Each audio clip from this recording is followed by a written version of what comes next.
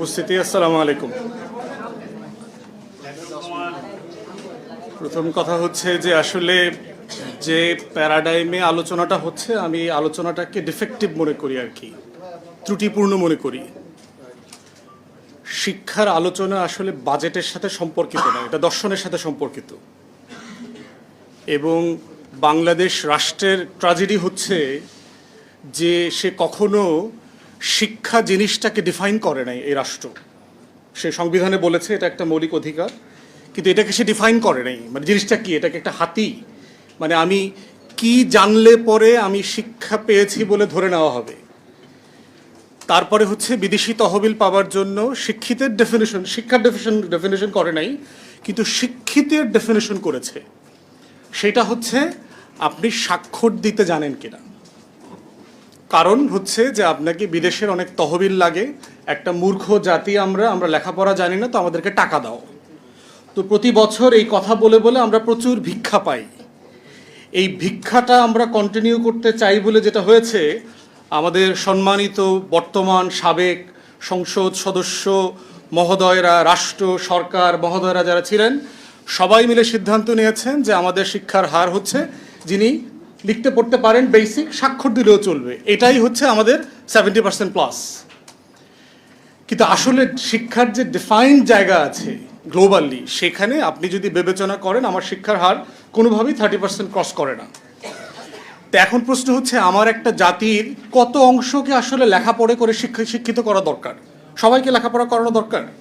সবাইকে এর আগে বলে গেছে স্কুলে, কলেজে, বিশ্ববিদ্যালয়ে পড়াতে হবে?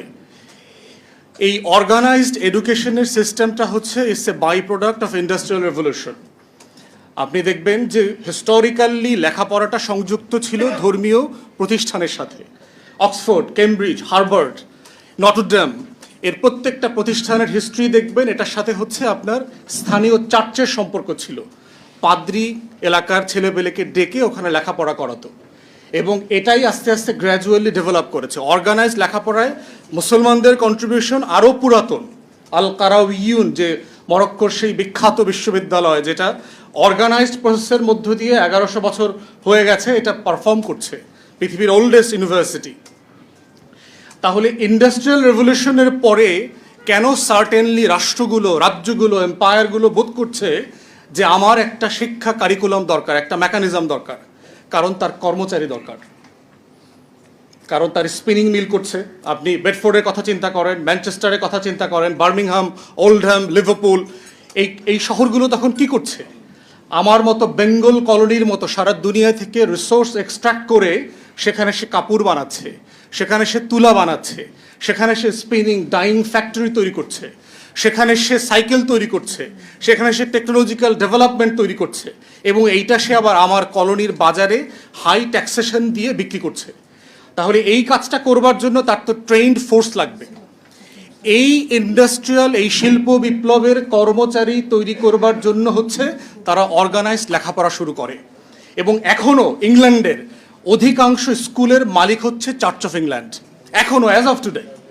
কারণ আমি ইংল্যান্ডে মাস্টারি করছি, স্কুলে কলেজে, আমি সেখানে দেখেছি মানে হিউজ, মানে যে কাঠামো আপনার, এবং দেখবেন বড় সকল স্কুল হচ্ছে চার্চের সাথে কানেক্টেড, বড় বড় চার্চের সাথে। ওখানকার সবচেয়ে বড় প্রাইভেট স্কুল, গ্রামার স্কুলগুলো সেখানে কানেক্টেড আছে। যদিও আমাদের সুশীল বাঙ্গু এলিটরা শুনলে ওর তো আজকে হার্ট অ্যাটাক হয়ে যাবে, বলে কি ধর্মীয় প্রতিষ্ঠানের সাথে লেখাপড়া, ইমান ইজ্জত কিচ্ছু থাকবে না। তো শুভেন্দু অধিকারী শুধু অসন্তুষ্ট হবে না, বাংলার যে সুশীল শাহবাগী শুভেন্দুরা আছে তারাও কষ্ট পাবে এই কথাগুলো শুনলে। তাহলে সেই জায়গাতে আমাদেরকে আজকে as a nation and country we have to define আমরা আসলে শিক্ষা বলতে আমরা আসলে কি অ্যাচিভ করাতে চাই আমার এই 20 কোটি জনগোষ্ঠী থেকে। আমার এই 20 কোটি জনগোষ্ঠীর জন্য কি দরকার? আমার কয়েকজন ডাক্তার দরকার, আমার কয়েকজন ইঞ্জিনিয়ার দরকার, আমার কয়েকজন অ্যাকাউন্টেন্ট দরকার, আমার কয়েকজন লয়ার দরকার। যেই জিনিসটা ফর্দে কেফায়া আকারে আমরা শরিয়াতে পড়েছি, যে কিছু জিনিস আপনার দরকার, সবার জন্য দরকার নাই, সবাইকে সেটা বানাইতে হবে না, আপনার এজ এ নেশন ফাংশন করবার জন্য দরকার। আপনি সেখানে কি করছেন? সোনার বাংলায় প্রত্যেক জেলাতে জেলাতে মেডিকেল কলেজ, প্রত্যেক জেলাতে জেলাতে বিজ্ঞান ও প্রযুক্তি বিশ্ববিদ্যালয় নামে মূর্খ এবং বেকার তৈরি করবার কারখানা বানিয়েছেন, জাতীয় বিশ্ববিদ্যালয় বানিয়েছেন। আপনার ঢাকা বিশ্ববিদ্যালয় থেকে শুরু করে প্রত্যেকটা পাবলিক ইউনিভার্সিটিতে ফিজিক্স আছে, অথচ এই সোনার বাংলায় একজন ফিজিসিস্ট নাই। কেমিস্ট্রি আছে কিন্তু কোনো কেমিস্ট্রি রিসার্চ নাই। আপনার এখানে বায়োলজি আছে অথচ আমাদের দুনিয়া সেরা কোনো বায়োলজিস্ট নাই। আপনার এখানে সব সাবজেক্ট আছে কিন্তু সাবজেক্টের কোনো মানে এক্সপার্ট এখানে নাই। তাহলে ওগুলো কেন আপনি রেখেছেন?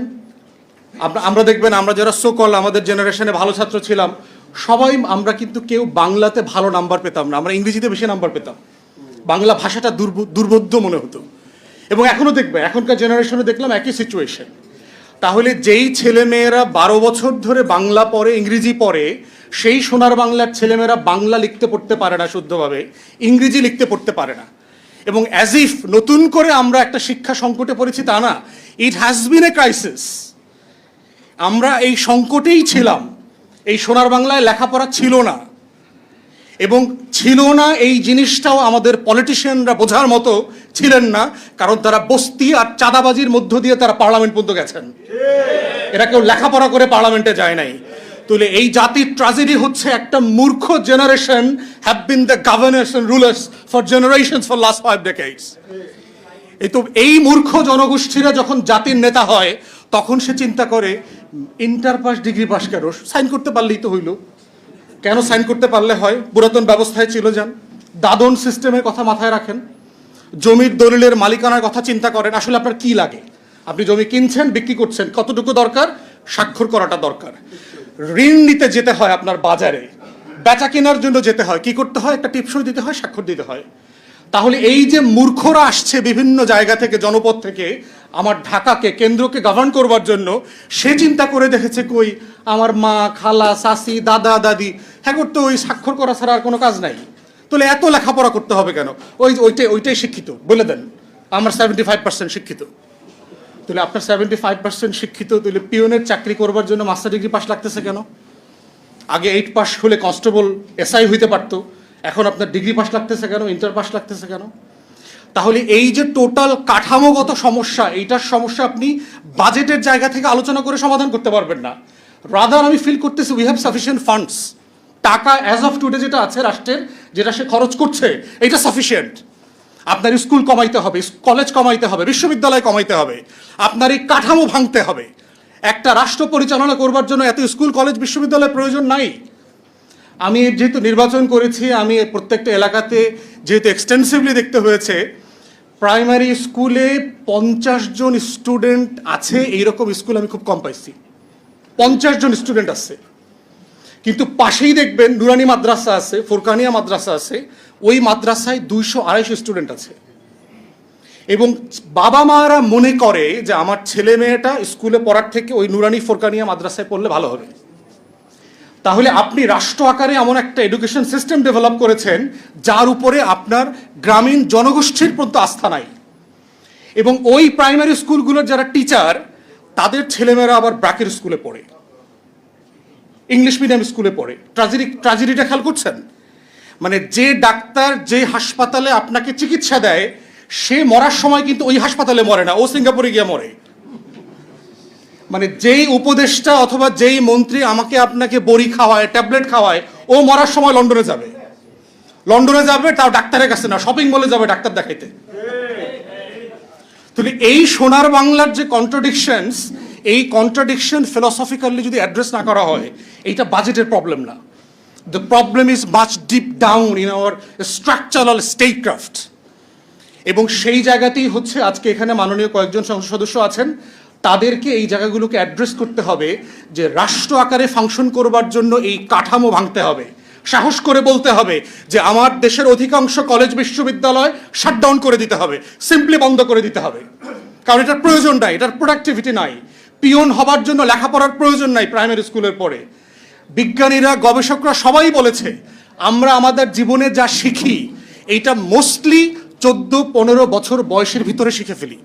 আপনারা সবাই আপনাদের জীবনে আজকে তাকায় দেখবেন, আপনি সারাদিন যা করেন 15-16 বছর বয়সের পরে যা শিখছেন ওগুলো দিয়ে করেন না, যা করেন তার আগের সময়টা দিয়ে করেন। তাহলে আসলে আমি রাষ্ট্র আকারে কি শিখাইতে চাই? 3টা মৌলিক জিনিসকে সামনে রেখে আমার কাঠামো মেরামত করতে হবে। একটা হচ্ছে রাষ্ট্রের এডুকেশনের একটা নলেজ পার্ট থাকতে হবে, যে এই রাষ্ট্র আমাকে আপনার সমাজ, আমার পরিবার, আমার চারপাশ, আমার ইতিহাস, আমার অ্যানথ্রোপোলজি সম্পর্কে আমাকে শিখাবে। যে আমি আসলে কে, কোত্থেকে আমার এই জাতিসত্তার বিকাশ হয়েছে, এই নলেজ পার্ট। সেকেন্ড হচ্ছে স্কিল পার্ট, যে আমি একজন নাগরিক আকারে ফাংশনাল হবার জন্য আমার কিছু জিনিস জানতে হবে, আমার 4-5টা ভাষা জানতে হবে, আমাকে 4-5টা কাজ জানতে হবে, আমাকে বেসিক কমিউনিকেশন জানতে হবে। থার্ড হচ্ছে ethics, morality, what can be done and cannot be done, legal frame কি, এটা মোরাল ফ্রেমটা কি। এই 3টা মোটা দাগের জিনিস শেখাতে একটা রাষ্ট্রকে 5-7 বছরের বেশি লেখাপড়া করানোর প্রয়োজন নাই। তাহলে এই কাঠামো ভাঙলে আপনার হাতে আরো টাকা আসবে।